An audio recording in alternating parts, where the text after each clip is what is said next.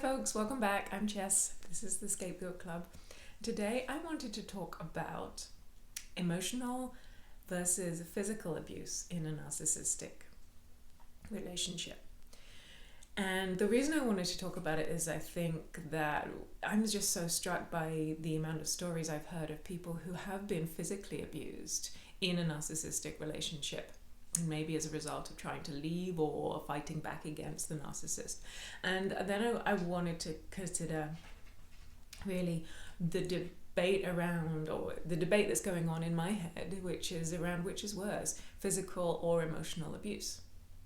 So I was physically and emotionally abused by my narcissistic father, and emotionally abused by the rest of the family.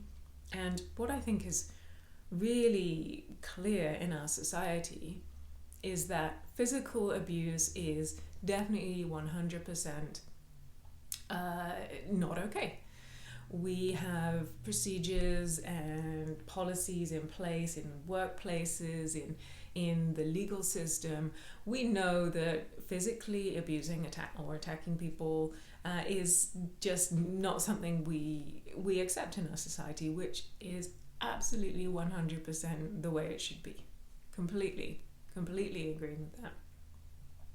My thought is, why don't we treat emotional abuse with the same gravity? Because in my opinion and in my experience, it is just as bad as physical abuse. And I should say, I don't want to in any way undermine anyone else's experience of physical abuse or emotional abuse.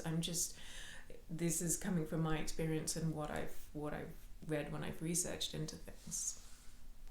So we know that emotional abuse, especially chronic, day after day, week after week, year after year, if you're constantly either overtly abused, being shouted at, being told you're a horrible person, being yelled at, being screamed at, that's going to do you a lot of harm. And as is covert emotional abuse, which is what I experience more of, which is where people don't come out and say, "Oh, Jess, you're such a," call you names and yell and scream, but it's just constant. Your opinion doesn't count. You're not really right. You're just not. You're not as good as other people. There's something wrong with you. And it's very kind of stealth. it's under the surface. It's not done in public. It's only done in private with closed doors, and there's a lot of shame involved. And when it comes from your primary caregiver or an authority figure, when you're younger, you accept that you're in the wrong, and the things that are being told about you are bad. And so what it does is it just creates low-level anxiety or high-level anxiety, depending on the situation. Creates that, and we know that anxiety triggers the flight or flight response in the back of our brains, and then that triggers hormones and cortisol, and the long-term effects of having too much cortisol, too much stress in the body, are very, very serious. And they're very, very serious physically. They come out in physical manifestations: cancers, autoimmune problems, long-term sleep disorders, gastrointestinal problems. There are so many physical ways that emotional and mental stress come out in our body, because it's got to come out somewhere. There are really serious consequences to this emotional abuse. And I really, really wish that we had a system where we as a society, we as people, we as individuals can recognize emotional abuse and call it out as much as we can for physical abuse.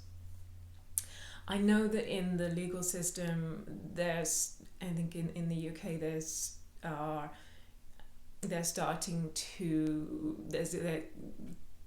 lawyers and solicitors are recognizing that emotional abuse is a defense and or can be relied on in court, and is something that is starting to be used as evidence and to, you know, help solve people's, you know, argue people's cases in court. So things are happening slowly, but in general, I just think, and I guess my wish for the world is that we talk about it a lot more and we understand what it is and we get it out there and we say this is not okay. Because I don't know about, I'd love to hear your stories, but for me,